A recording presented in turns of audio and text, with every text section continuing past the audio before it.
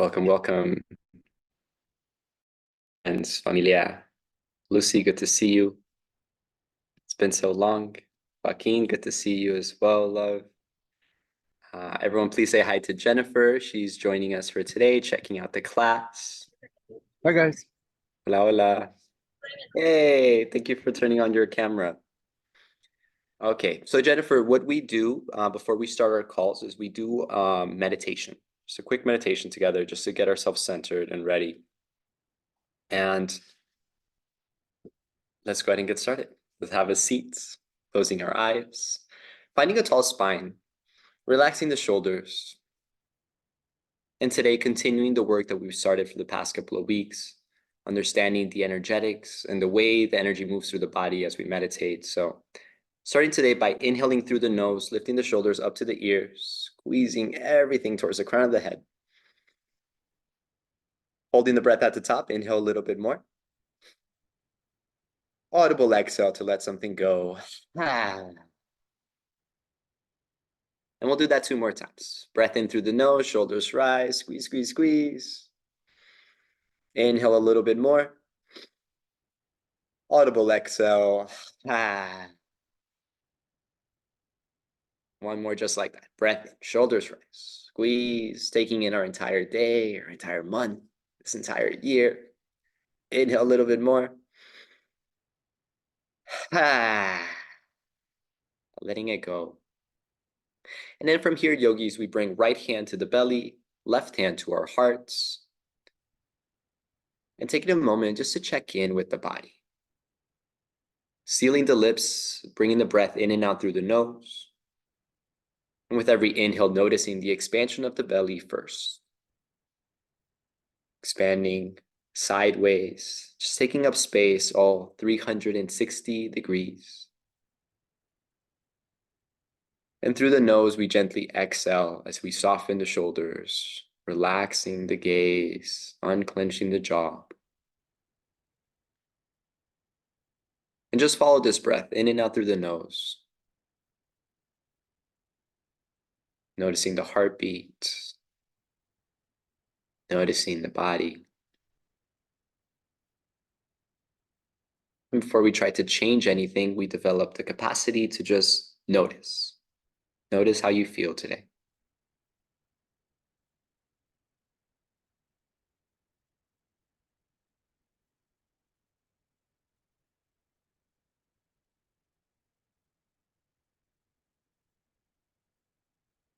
Making a mental note of the heart, the body, the mind. Sitting with this experience for just a minute or so.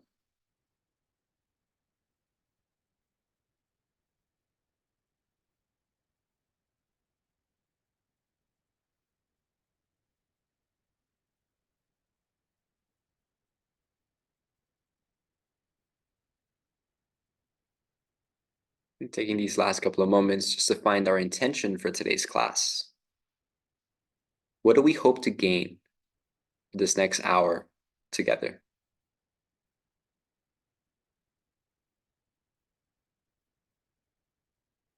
Gently opening the eyes, relaxing the left hand, and finding pranayama mudra with the right hand. So for those of you joining us for the first time, index and middle finger come towards the center of the palm. We bring our thumb to cover the right nostril. So getting started with Nadi Shodhana. Welcome, Christine. We close the right nostril. Inhale through the left. Holding the breath, switching sides, ring finger closes the left nostril. Exhale through the right. Exhaling all the way through. And as you exhale, squeeze the belly in towards the spine. Inhale through the right. Long inhales, filling the body, expanding the belly forward. A switch and an exhale. So continue this at your own pace, yogis. In through one nostril, switch, exhale, and then an inhale through the same nostril.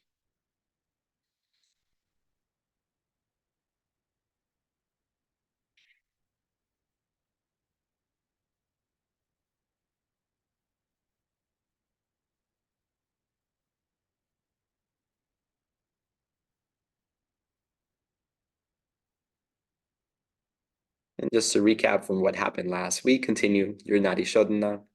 We're oxygenating left and right hemisphere of the body, finding a center, balancing left and right sides of our bodies. Taking a mental note of how we felt before we did this practice.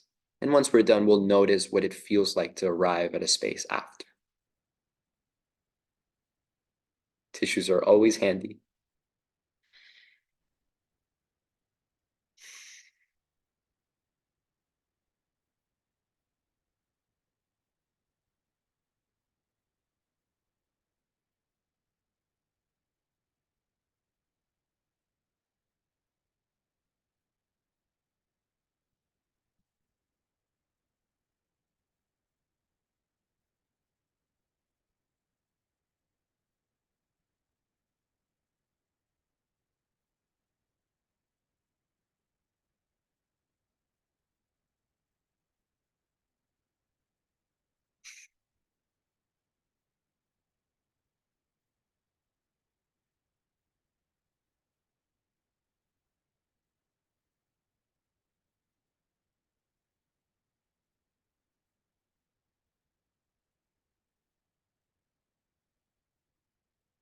Finding this breath 2 more times on each nostril.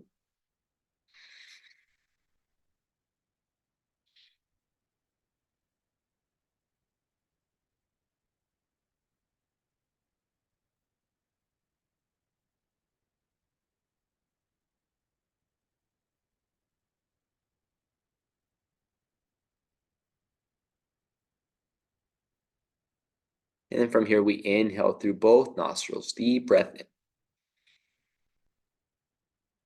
Holding the breath at the top, this time relaxing the shoulders down, sitting 2 inches taller. Inhale a little bit more. Hold at the top, gaze up towards your third eye. You hold for 3, 2, and 1. Exhale, exhale, exhale through the nose, softly letting it all go. Notice how much more air there is to exhale. Keep going. Squeeze the belly in towards your spine. Keep exhaling. Once we're completely empty, squeeze the glutes, sexual organs. Imagining the energy flowing up through the spine. Hold completely empty. For 3, 2, and 1. Slow breath in. Slow breath out.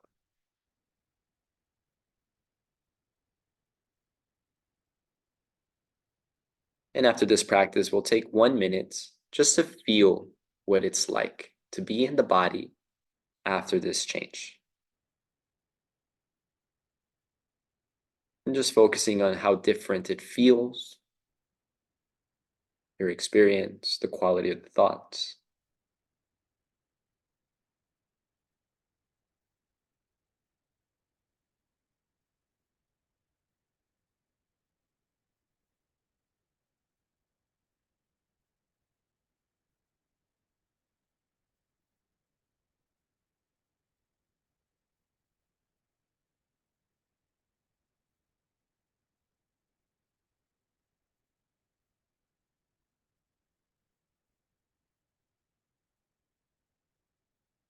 Keeping the eyes closed. The next breath in, visualizing a golden light traveling from the top of the head, moving all the way down through the spine, all the way down to the bottom of the spine, the base of the spine. And with the exhale, visualizing a red light opening at the base of the spine.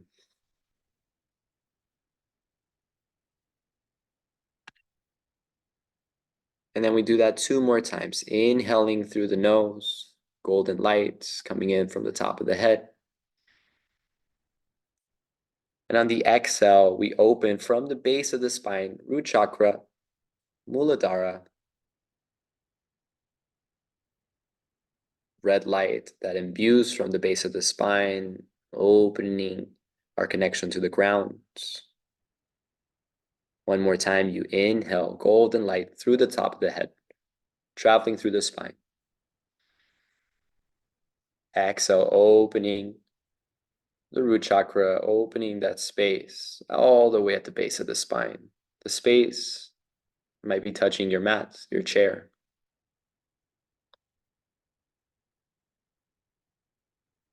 Now this time we work our way backwards. So with the next inhale, we take this golden red light and we move up to the sacral chakra. Svadhisthana. Now we visualize with every breath in, this red light ascends right until a few inches below the belly button. And as we exhale, it is an orange light that takes over the body. Inhaling this light. With the exhale, visualizing a golden light that opens through the sacral chakra.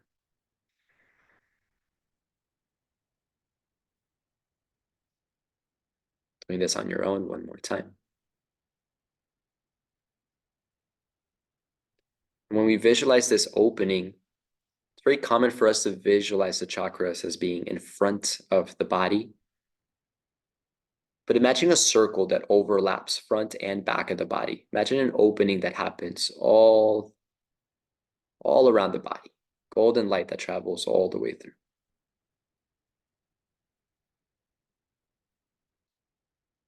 We continue to open up our energetic channels. We inhale this orange light. And with the exhale, we move this light right towards the center of the belly, solar plexus. The color is yellow. This is our Manipura chakra, source of our inner fire, source of our confidence, our strength. So with the breath in, we're moving this orange glow into the belly. And with the exhale, a yellow light envelops the body. An opening happens from the belly all the way around, right underneath the ribs, the mid-back.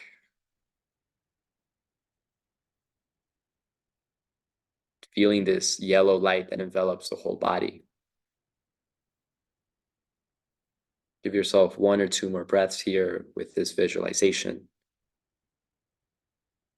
Breath in as the energy comes up. Breath out as the yellow light envelops the whole body.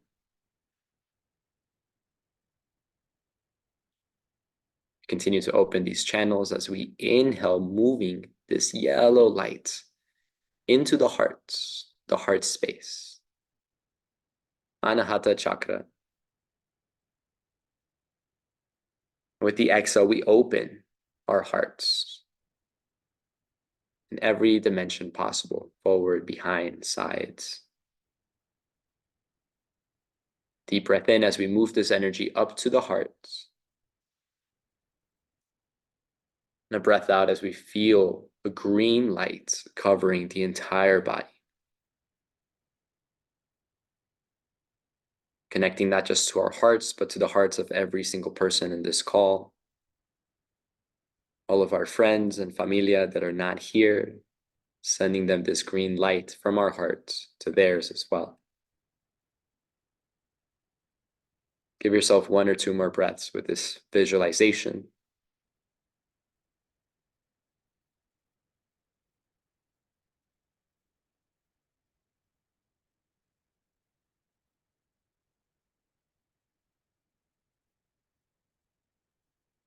The next breath in, we move this yellow light, continuing to ascend all the way up to the throat.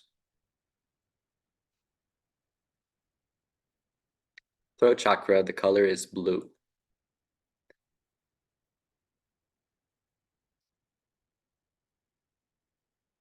Visuddha chakra.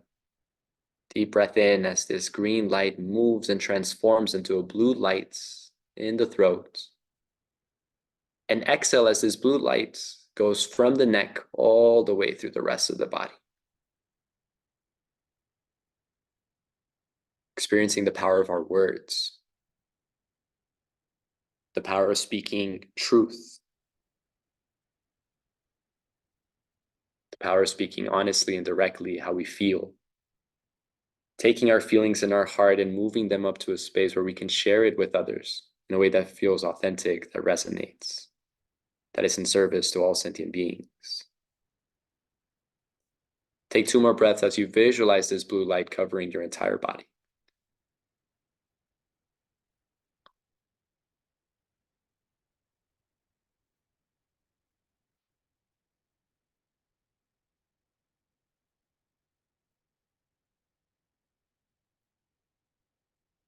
And with your next breath in, as we continue to ascend, we go towards our third eye. Here we send our gaze towards our third eye with the eyes closed if we haven't done so already. Third eye chakra, Ajna chakra. Visualizing this blue light morphing and transforming into a purple glow. With every exhale, this purple light envelops not just our physical bodies, but the space around us, the room. Visualize a purple hue covering your entire environment, everything that's around you.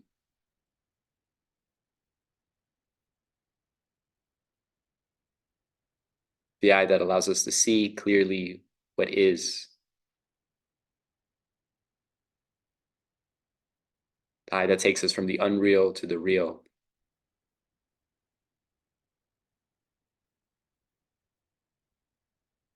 And as this golden purple light envelops the body, we ask for clarity of vision, clarity of thoughts, clarity of mind. Give yourself 2 more breaths, visualizing this purple light taking over the body as we continue to open the channels.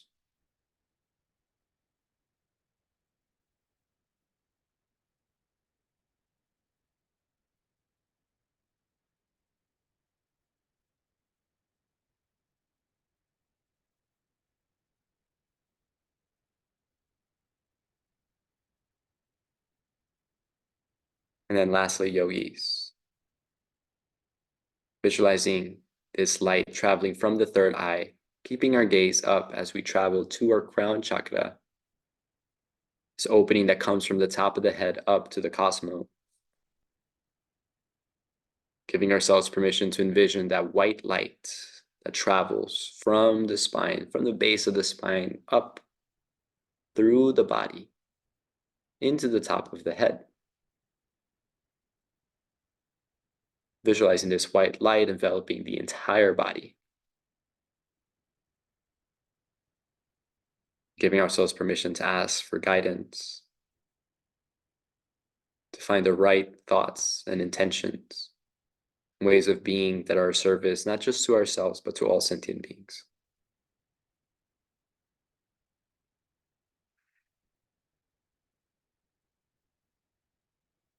Inhaling this light from the base of the spine and exhaling as it travels all the way up to the top of the head, enveloping the body in a golden white light.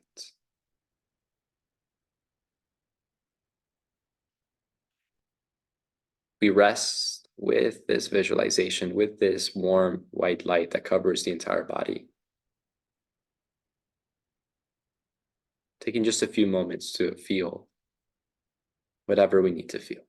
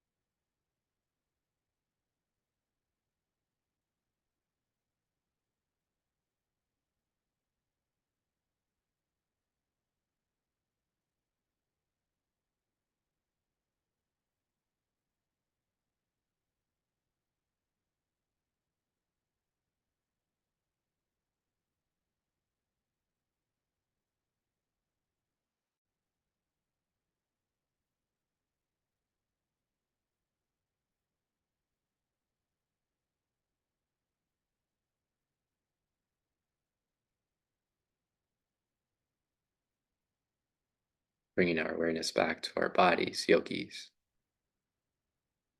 Taking a few moments to bring our intention to the forefront of our mind once again.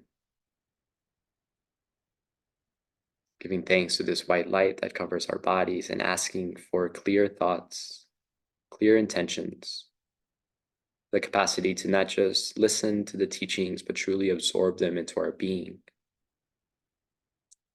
Giving thanks to all of our ancestors, all of the teachers, the giants whose shoulders we get to stand on, the gift and the privilege that is to be in each other's company, to be in this moment in time.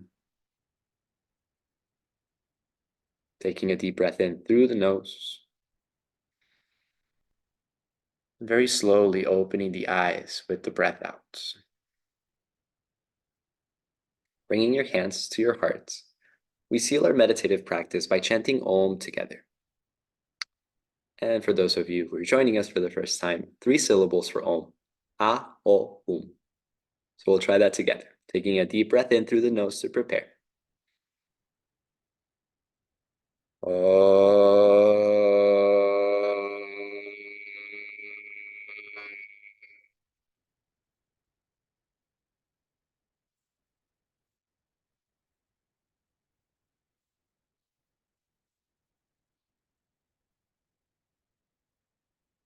Hands to your third eye center, the seat of our intuition, the space where we know before we know. Loka samasta sukhino bhavantu. May all the beings in all the realms be happy, be free. And today, may our thoughts, our words, and our actions fall into perfect alignment for our liberation. With that, we slowly arrive back to this space, back to this moment in time. Thank you, everyone. Thank you for joining. Thank you for paying attention.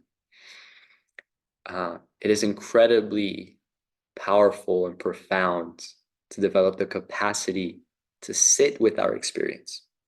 So we all know the benefits of meditation. We all know the benefits of yoga. We all know the benefits of all the things and all the practices. But it's something different to sit with what it feels like. What does it feel like to just sit with our experience? What does it feel like to go through our Nadi Shodhana, to experience what that state is like? To experience what it's like to go through opening the channels in the body. And again, giving ourselves permission to just sit before we rush into the next thing, to taking some time to develop the capacity to feel that. So very much today's lecture, I'm sure we'll touch on a lot more detail and a lot more depth of all of this. Thank you all. And with that, I turn this over to our teacher, Serenity. Hello, hello, everyone. Welcome, Jennifer. Hi, Christine. Hi, Lucy. Hi, Joaquin. Thank you, Gabrielle, for a beautiful meditative experience. And as he mentioned, this is a perfect segue into the journey that we have continued on with the koshas. Last week, we talked about the pranamaya kosha, the energy bodies, the nadis, the prana, the life force that travels through our system and aids us in our quest for liberation. Today, we're going a little bit deeper, going into the next layer, and I'll go ahead and share my screen. So once again, we are in the land of the koshas, the sheaths, the layers of our being according to yoga philosophy. So today we're focusing on the Manomaya kosha, known as the emotional body, also known as the mental sheath. Manomaya kosha is also another body within the astral body. And the Manomaya kosha refers again to the processes of the mind that are concerned with perception, cognition, and self-awareness. This also means that it includes emotions. So in this layer, we can experience thinking, doubting, anger, lust, the list of human emotions that all of us have experienced and will continue to experience in this lifetime. So I just want to do a little reading from the Taittiriya Upanishad, which is one of the most ancient Vedic scriptures that talks about the koshas. The book says, within the vital force is yet another body, this one made up of thought energy. It fills the two denser bodies and has the same shape. Those who understand and control the mental body are no longer afflicted by fear. This third kosha, the Manomaya kosha, as I mentioned, is composed of the mind. It is the second of the three layers of the astral body, also known in Sanskrit as the Linga Sharira. And it is also the connection point between the lower and upper two sheaths. It plays the bridge between the physical and what is happening in this general region of our human experience. It involves the functions of the mind that relate to everyday living and our individual interpretation of life. The Manomaya kosha can either be useful or detrimental, depending on how we train our mind. Fortunately, the practice of yoga is designed to bring out the higher functions of the Manomaya kosha. So the Manomaya kosha takes in information from the senses and then processes it. Our thoughts, emotions, memories, decisions, and intellect are all directed by this sheath. And as I mentioned, as you see here, we have the organs of knowledge, eyes, ears, nose, tongue, and skin, all the ways we absorb information. And as you can see, this is more of like a unconscious, a subconscious process, something that we don't necessarily have to think about to make happen, right? Our eyes simply see, not because we focus on our eyes and concentrate and make the eyes see, right? So there's an element of this kosha that is not necessarily controlled by the mind meaning our conscious mind. It is what's controlled by our subconscious, the automatic functions that keep our breath going, our heart beating, and etc. So the mind, as you can see, is also known as manas in Sanskrit, and that translates to consciousness. And an individual mind is a part of the cosmic mind. So when we often think about manas, we think, oh, it's my mind. Out of ignorance, we think we have individual minds. According to Samkhya philosophy, which is like the root of a lot of potentially modern yoga, says that the minds of everyone, not only human beings, but the lower animals, the vegetable kingdom, the mind of each and everything in this world is composed of this element. Manas also means that by which you cognize, perceive, and understand. Meaning we have something, we experience it, and then we make a meaning or a story out of it. This often happens to us, right? One of the things that I think all of us can relate to is a person that just responds after a long, heart-pouring message. They say just the letter K in return. Oof, we've all been there. Right? And then we have these stories. Oh, this person doesn't care about me. I just poured my whole heart to them. Or we can make judgments about ourselves. Oh, maybe I said too much and overwhelmed them, right? We've had a whole gamut of experiences or stories and meanings we take from the things we experience from our senses, which then processes through the mind. So as we can see here, we've all been this woman. All throughout our day, we're experiencing a million trillion thoughts and emotions. The mind makes a constant commentary about our experiences as we go and live our lives. It is this commentary that can be a major hindrance to the development of our mind. Essentially, our minds, as I mentioned, create constant judgments and assumptions based on our one-sided perception of experiences. Even during our practice, our minds will come up with all sorts of thoughts about our practice, your ability, your strength, your balance. It will even comment on the postures of other people. It will comment on the teacher or the teaching. Perhaps there's something like that already occurring in this class. You will make assumptions, you will judge, and at times you'll be overcome with that emotion and all those different processes. And getting caught up in the mind's constant commentary is a sure way to end up frustrated or unhappy. But it is all a part of the process. This is simply how the mind works. It is the function of the mind to fluctuate and move around in our human experience. And we can use our practice to develop the higher functions of the mind, which lead us into more and more subtle, deeper sheaths, or the koshas, without hindrance, suffering, and obstacles.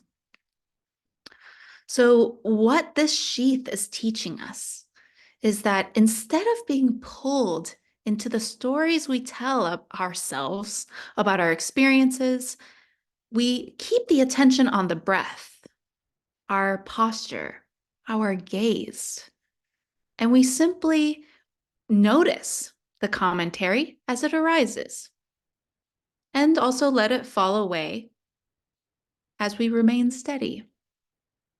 And so the next time you find yourself caught in the stories you tell yourself, notice that you've done so.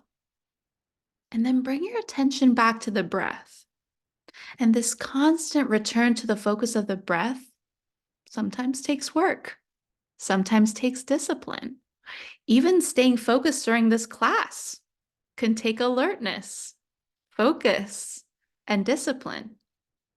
And this work, what we call tapas or fiery burning discipline, is what allows us to become more of a witness of our mind rather than identify with all these different expressions that come and go. And as we know, it's easier to observe a calm mind than a disturbed one. A mind off kilter sucks us into the whirl of thoughts, stirs up our emotions, and keeps us from seeing things neutrally or even objectively. And when we're in this state, we're not able to go to the deeper sheath, which gives us the tools to discern right from wrong, truth from falsehood, because we're not accessing those higher mind functions. Does this make sense so far? Okay, I see some thumbs. Thank you for the feedback. And so we say, Yoga Chitta Vritti Nirodha. This is the second line in the first chapter of Patanjali's Yoga Sutras, which says, yoga is the cessation of the fluctuations, this stuff, of the mind. And a very famous teacher, Krishnamacharya, would say that the reduction of mind fluctuations is not itself what yoga is.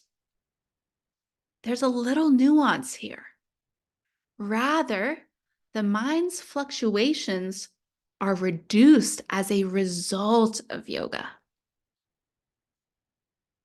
as a byproduct of the primary process of directing consciousness towards a single point, also known as drishti. So we've talked about this a few times. We've often heard, please raise your hand if you've heard this. Meditation means emptying the mind. we've heard this, right? And so, as beginner meditators, we sit down in our chair with all the motivation and we try to empty our mind. And the moment we start focusing on emptying our mind, we start thinking about the laundry that has to be done. We start thinking about the bill that we forgot to pay, right? All these different things just naturally come up. So, I just want to, again, redefine meditation. Meditation is the practice of seeing those fluctuations. And through the practice of yoga, through the showing up and seeing, observing, studying those fluctuations, we're able to get to the result of an emptied mind. It is not the start, but rather the result. And I'm sure so many of us have heard stories from people that say, oh my gosh, I can't meditate. 2 seconds into my meditation, my brain is all over the place. I have no idea. I'm bad at meditating. And this is your invitation to let those people know, or even if that person is you, kindly let yourself and others know that the process of meditation is sitting with that. That is the start. And so we observe the sheath, the mind, the lower functions that kind of go all over the place like this one, a million places in a day. And then we tune into the higher consciousness that allows us to have that clarity, that true presence and awareness. So, recommended practices to achieve such a state, specifically for this kosha, include mantra meditation. Please raise your hand if you've ever done mantra meditation. Awesome. Jennifer. Yes. Lucy, Joaquin, Christine. Yeah, we've all had experience with mantra meditation. So you all must know that as we get into the mantra and we begin to repeat it again and again, because the mantra is taking up the entire space within this sheath, we're able to empty the mind somehow. And that is the power of mantra meditation. So we talked about a single point of focus. Mantra then becomes that single point of focus that allows everything else to kind of melt away. We've also experienced this from a visual perspective. I'm sure, have you ever, as a kid, stared at something for so long that everything else around slowly gets blurry and starts almost getting psychedelic, right? Everything just starts getting blended into each other. And the more we look, the more our world kind of begins to melt away, right? That is another example of a single pointed focus that allows us to naturally come to an empty state of mind where the world as we perceive begins to dissolve so that we can encounter what we call like a true pure awareness. So mantra meditation is one. Another I would recommend is pranayama. Pranayama. We did some of that at the beginning of our class. Now, if this is like the first time you've ever done Nadi Shodhana, you might have some thoughts going on, like, what is my finger doing? When do I move this here? Okay, okay, let me see what the teacher is doing. We have those thoughts. But then when we also really understand the practice and we start tuning in, there's a way that the breath work absorbs our mind into a pure awareness where our sole focus is on the movement of the fingers, on the inhale and the exhale. And so pranayama then becomes a powerful practice of centering. Another that I would recommend is what we call in Sanskrit mauna, also known as noble silence.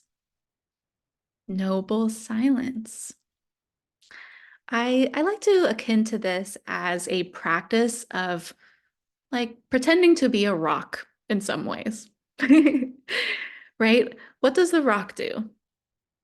The rock simply sits, it observes. And sometimes the rock sees hikers coming by feeling energetic. Sometimes there's someone really emotionally struggling, right? Nonetheless, the rock is sitting and observing. And as one sits in silence long enough, one recognizes, oh my mind is constantly doing all of this. Is this really who I am?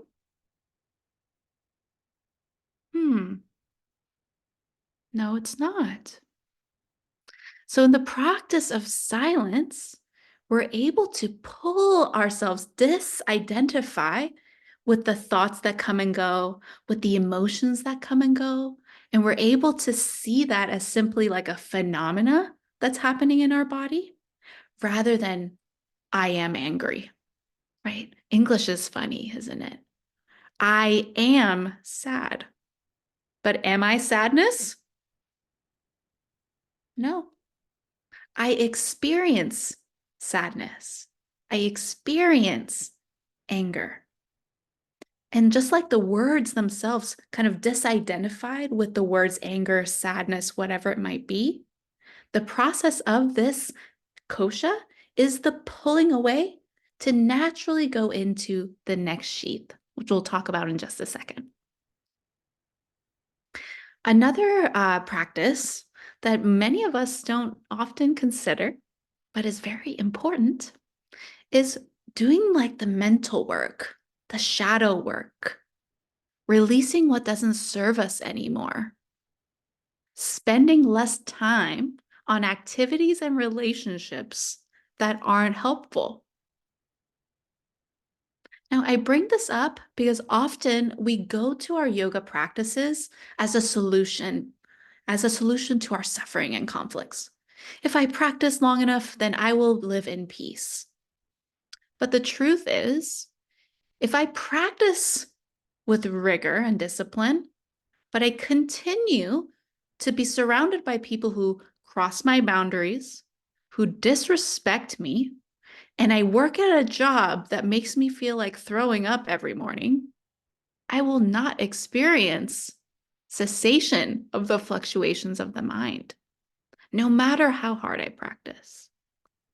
So the practice that I'm inviting you all to consider is the work of cleaning up our relationships, our ways of doing and seeing things, to be able to even observe what's happening. Because how often are we not even able to see the fluctuations of our mind when our single pointed focus is on a conflict in a relationship, as an example? So here we turn that single pointedness into action to clear up those things that allows us to go,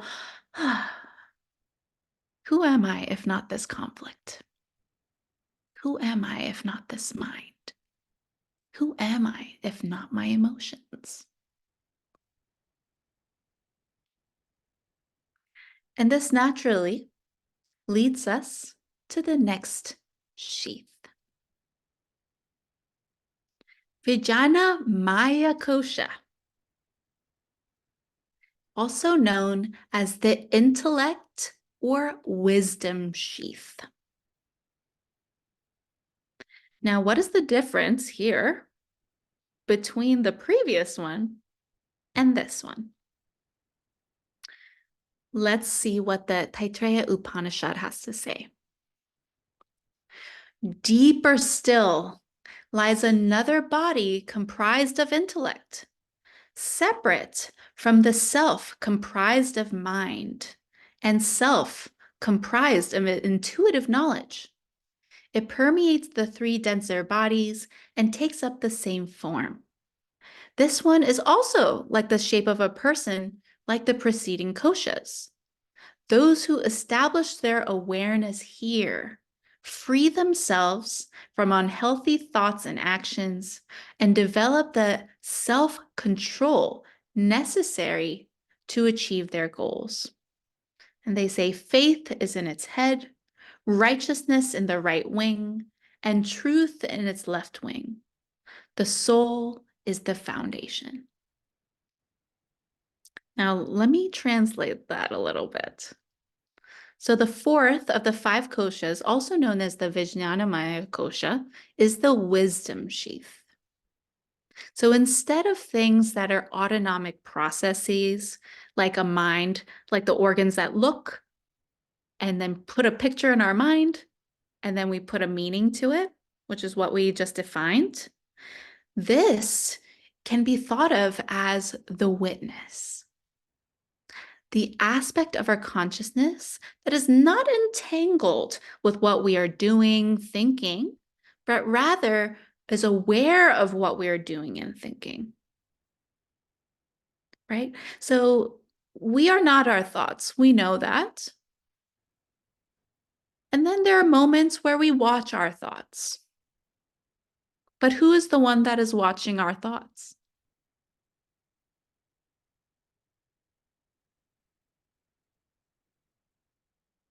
This kosha is speaking to that witness that does not speak, but observes. And no matter how we're feeling in our emotions and in our thoughts, that wisdom is still, and the witness observes. So it's a higher wisdom, a higher wisdom.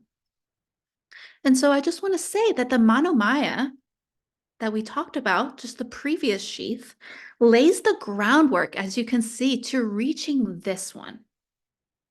We must first navigate the seas of our turbulent and busy minds before we are able to rise above the waves of thoughts that pull us away from our center. So by cultivating the practice of the witness mind, we develop a steadiness and an ability to view ourselves from a distance. And by stepping back from our current situation, we're able to view it with a greater wisdom perspective. And this is where insight comes from. So I akin to this to like a billboard, right? When we're experiencing life and we're in the muck of it all, we're not able to see clearly, almost as if we're standing this close to a billboard. But when we tune into this kosha and the wisdom of this kosha, we can step back, much like how we can step back from our current situation and then see the message that is on a billboard. It's like that. The ancient sages clearly understood the power of the mind to control physical and non-physical states and to influence healing. So underneath our conditioning lies what we call the buddhi, a wise, discerning consciousness that can transcend our egoic self by choosing to self-regulate, tune into an internal sanctuary or shelter where we can access inner resources of strength, clarity, wisdom, insight, and therefore live by our higher principles. So again, the buddhi is also known as the witness, the key to developing non-judgmental awareness of our conditioned patterns. So we talked about what Manas does. Manas sees things with the eyes, hears things with the ears, processes in our brain, and then makes meaning out of it, which then cause emotions and stories and ideas of who we are and our victimhood and our righteousness, all that stuff, right? What the buddhi actually does is watches that with non-judgment. So it's eliminating that function that creates meaning out of phenomena. And therefore, it is able to see things from a very neutral perspective.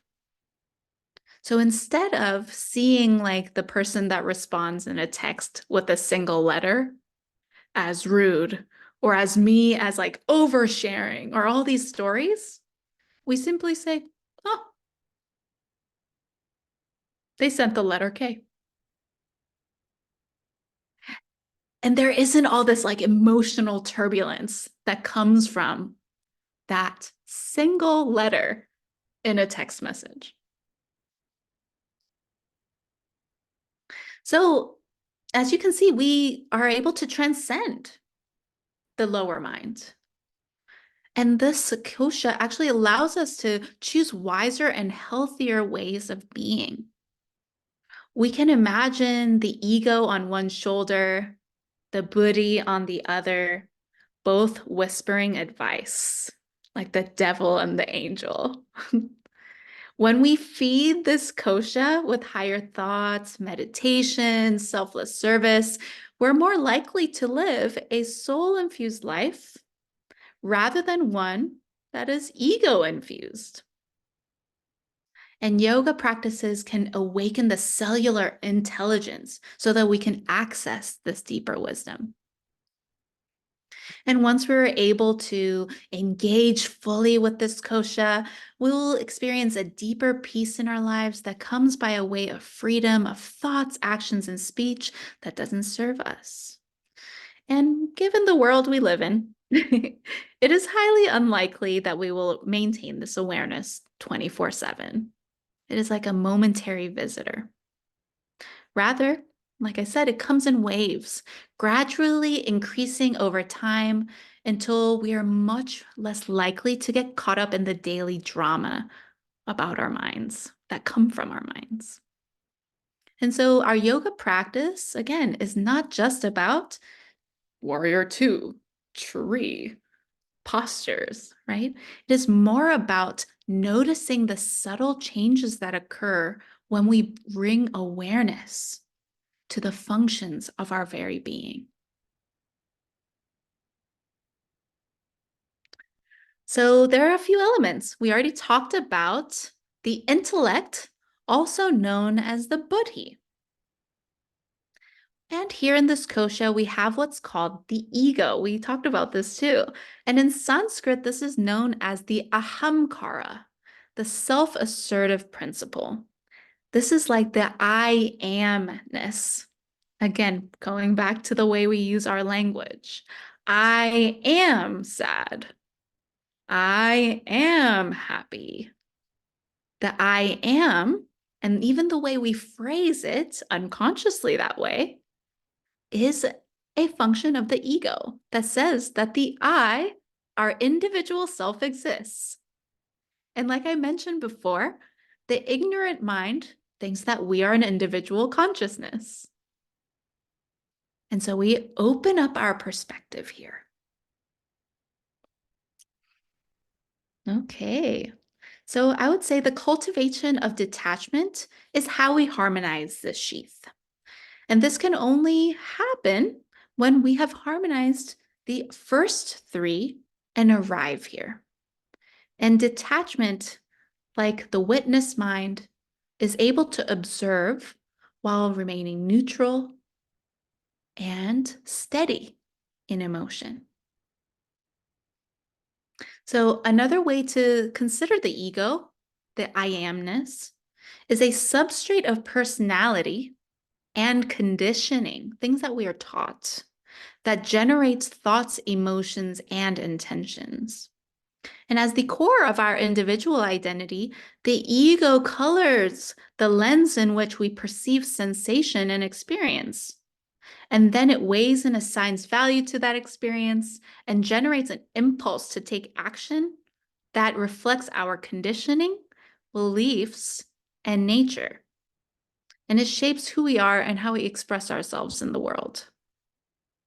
So in other words, there's a famous quote that I love. Nurture is what my parents taught me. Nature is what my grandparents taught me. Nonetheless, whatever we are taught is a condition, an assumption, an idea, rather than the true nature of reality. So this kosha, again, dives us deeper and deeper into seeing clearly and truly. Last, but certainly not least, this is the deepest part of the kosha layers, also known as the Anandamaya kosha. This is the only one that lives in the causal or karma body that we talked about. All those like life experiences that come again and again in the cycles of rebirth. And Ananda in Sanskrit means bliss. So bliss body, made up of pure consciousness and infinite joy. This is the most subtle and innermost layer of the self associated with spiritual awakening and ultimate liberation. So by releasing, subduing, burning, destroying our karma, the prisons that we live in that keeps us in the cycle of suffering, we're able to awaken to this bliss, a true bliss that goes beyond like an everyday happiness and joy that comes and goes. This is the bliss of seeing things finally as they are. And it is also the very beginning stages of enlightenment. So the causal body stores all of our karmas and samskaras, the incarnations and the impressions of each one. So we're getting very close to the end, but here is an image that shows what that's like. We go through the body into all of these layers like Russian dolls to discover the innermost light within. And so I would say that Manandamaya kosha is a state of being rather than a place. This is a state of transcending duality, right from wrong, extremes. And just like how the acorn is the blueprint for the oak tree, we too have always held the knowledge of our own self-realization, but have not fully expanded into that knowledge. And because this sheath holds our karmic seeds, we learn what we need to work through in order to grow into our higher spiritual awareness. So why is this relevant? The identification with our physical body and rational mind runs so deep that when we have settled to live in small versions of ourselves, that we have settled to live in the small versions of ourselves. Our senses are driven in society and has deranged our minds and senses to continually search for the next stimulation, the next benefit, the next opium release. And with so much outward seeking and grasping, we have lost sight of the doorway pointing inwards to our higher self. And it is as if we have a blindfold on and are lost in a dense forest, becoming more and more frightened without this knowledge. The bodies, the koshas, are like a series of doorways. As we unfold their mysteries, we uncover the key, which unlocks the door to this Anandamaya kosha, the inner light that has always been within.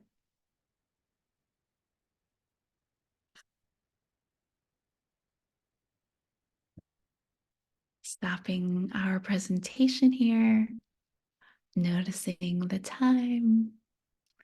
Let's just close our eyes for a moment and experience our experience.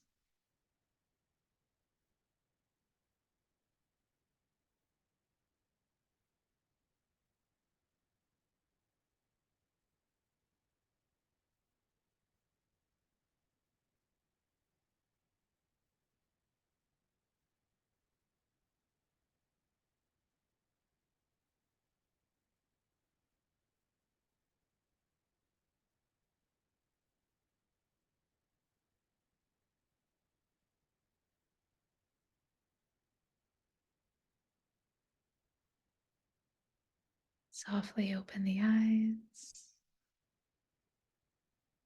Back to the space. I want to send deep gratitude for each one of you, for your presence and your attention as we went through a lot of information. But I think as you all experience, there's a level of already knowing some of this. Because in our human experience, we're able to observe how we fluctuate and how we come back to our center. So I'm curious to hear from you. What came up for you in this lecture? Any questions, thoughts, realizations?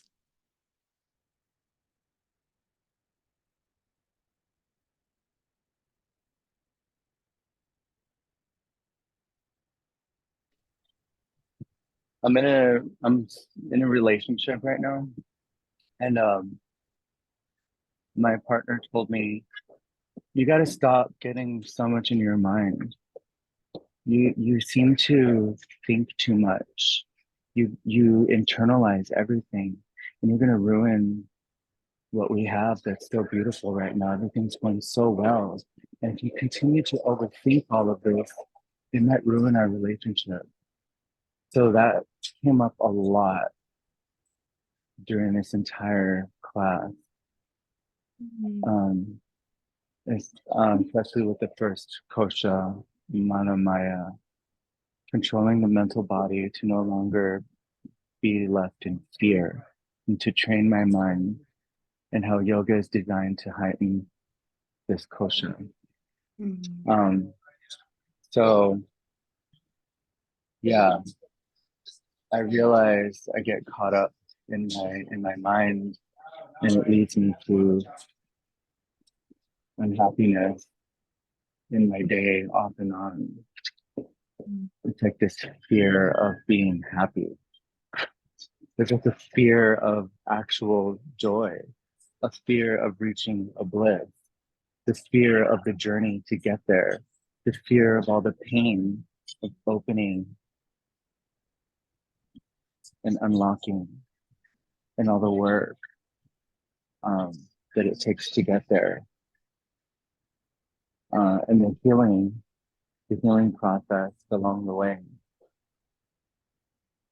So, thank you for this lesson, and also um, throughout the years, I've gotten so many different definitions on what meditation is.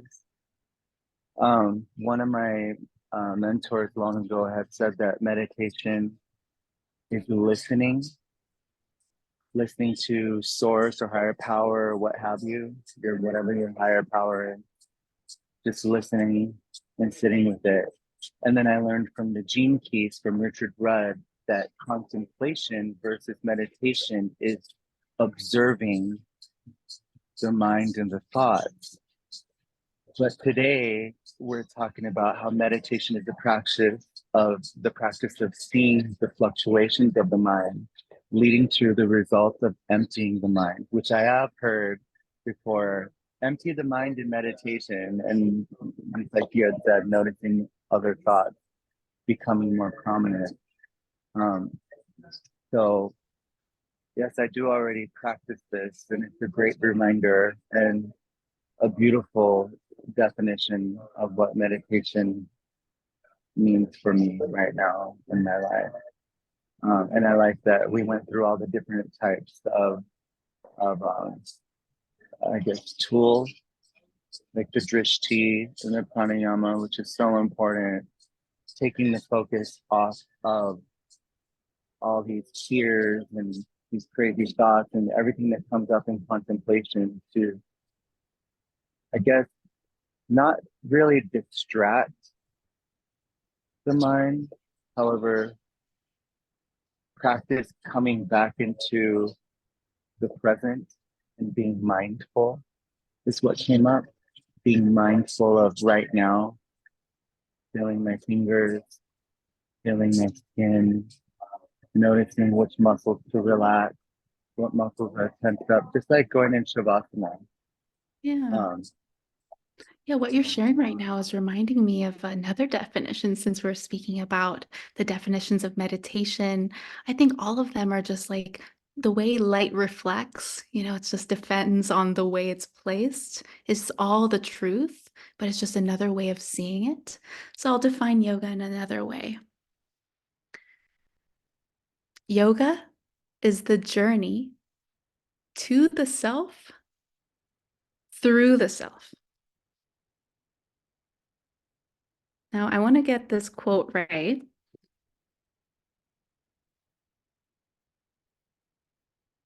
And this is from the Bhagavad Gita.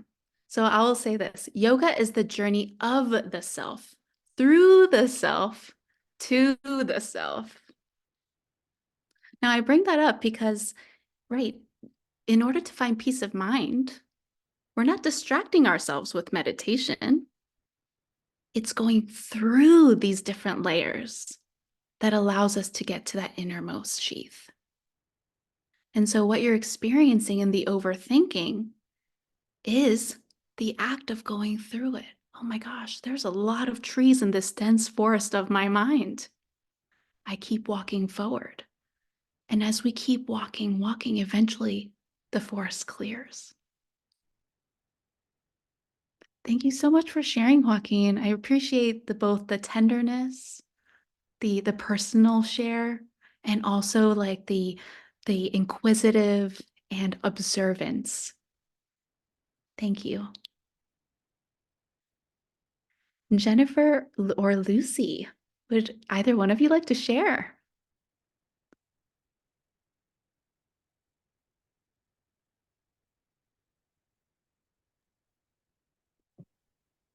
For me is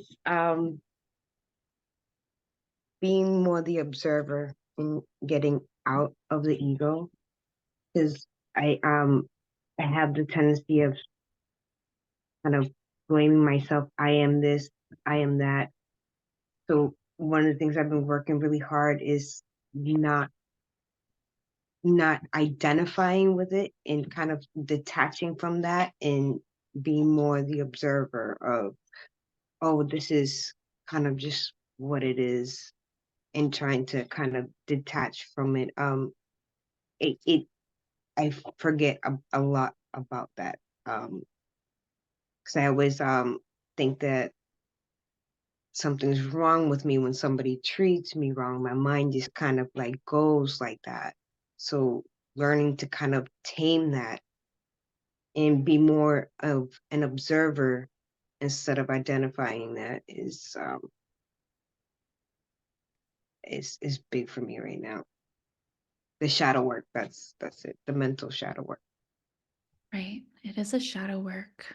It's shining a light on the unconscious patterns, right? That we identify ourselves with.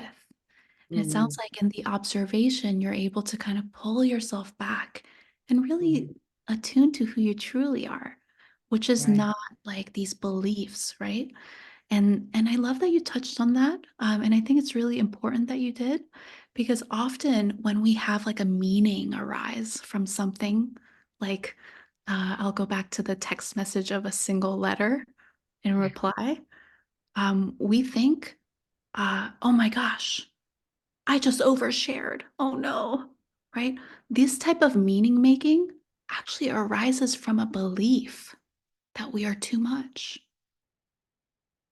that we are X, Y, and Z. And so it's like, right, that's where the conditionings and the processes and all of that stuff come together to create suffering. And so in your share, I'm hearing you like identifying that process and not identifying with the process. And you're right, it is a practice. Even I, as a teacher, I am a human being. I also forget. We all do. And we all remember together. Thank you for sharing, Lucy. Jennifer, would you feel like sharing something with us? We'd love to hear from you. I can share a little bit.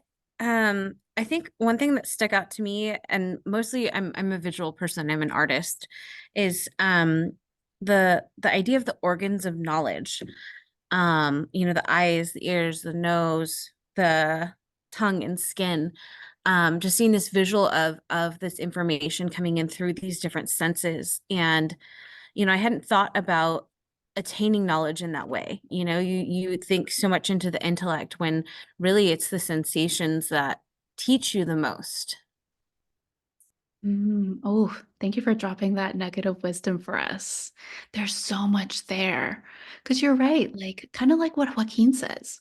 When something comes up, we tend to like intellectually try to crack the code or Mhm. like try to understand the yoga up here. Yeah. You're right. The reason why we have asana, pranayam, like we're inviting all of the senses to give us that wisdom and knowledge to ascend. And it Mhm. sounds like, yeah, in your artistry even, right? There's like a way of like creating visuals and art that helps us to express those like processes and knowledge too. So it's like a outward and an inward process. Yeah. Absolutely. Yeah. And another thing that it's coming up for me in your share is that today's class is called Embodied Wednesdays, right? Oh, that's awesome. Yeah. Yeah. Not intellectualize yourself Wednesdays. Yeah. Yeah. Would you like to share anything else? I mean, I have all these doodles, like as you're talking, that's how I process information, is just different drawings and just little doodles of that same idea of like the knowledge coming in and out through the different parts of the body. And so um yeah, it was a lot of information to digest, but it's definitely something I'll be reflecting on. So Awesome. Thank you so much for sharing. And I love that your learning process is through art. And you're Mhm. right, like this is like we're talking about layers, right? So it helps to have those visuals Mhm. to kind of take all this like very scholarly stuff into the Yeah, body, into our creative mind. yeah, definitely. Awesome. I'm so glad you joined us today, Jennifer. Thank Yeah. you for your presence and your contribution. Awesome. Thank you for having me. I appreciate it. Awesome. I see Gabe has come back onto the screen, which is awesome. Would you like to share anything before our round of pearls? And if not, would you like to start off our round of pearls? I was a very bad student today and I had to take care of some other things. So I was in and out for parts of it. Tis tis spankings later. I would like to start the round of pearls, if I may. I do remember parts of the parts where I was a part of the conversation.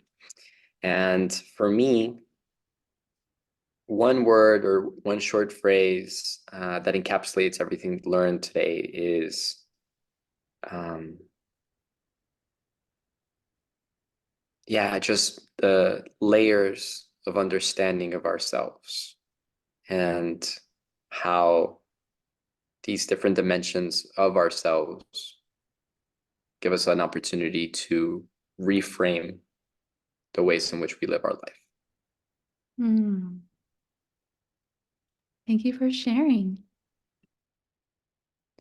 And we'll just continue our round of pearls. A pearl is a short word or a phrase, something that you are taking with you from this class. And we'll do round robin style. Please unmute yourself if you'd like to share.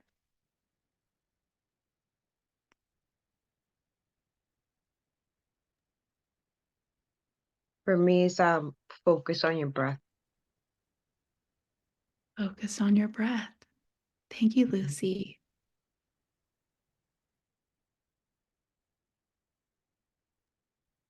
I'll say something that I've heard a lot over the years, um, and I'll add to it. I was walking down the street and my mind attacked me.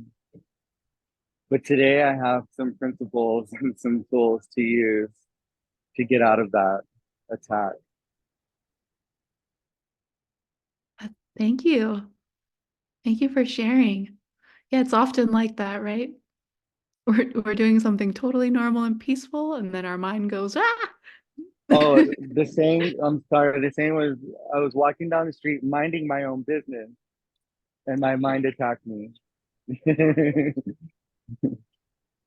Very true. That's a funny way to describe the human experience and how the mind works sometimes. Thank you for sharing. Yeah.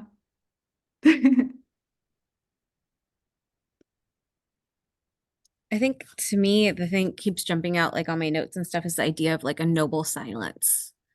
Um, I hadn't heard it put that way before, so that's something I definitely want to explore further. Beautiful. Noble silence as an exploration. Mhm. Thank you for sharing, Jennifer. Thank you, everyone, for your presence, your attention, your deep care. This was Embodied Wednesdays, and we'll see you next week as we hop into another beautiful topic. Bye, everyone. I